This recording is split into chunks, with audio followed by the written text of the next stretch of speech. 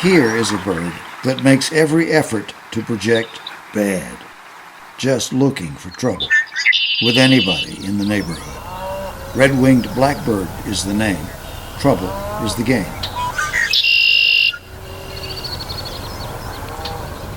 Territory? It's mine, and the best thing for you to do is leave. There's a peculiar relationship between the genders. The female redwing maintains her own territory and sings her own song to warn off other female redwings. She's her own bird, and though she may claim a territory within a male's boundaries, half of her eggs might bear the DNA of visitors. Sometimes the pugnacious among us are all bluff.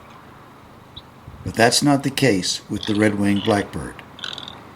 The male and one of the females in his territory, there may be several, oblige others to observe boundaries, even much larger birds.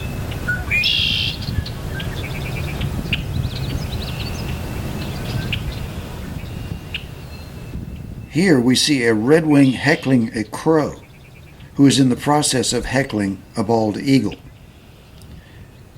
But if that's fun, why not heckle the eagle yourself? Just imagine the belt buckle you'll earn riding the most feared avian predator in North America.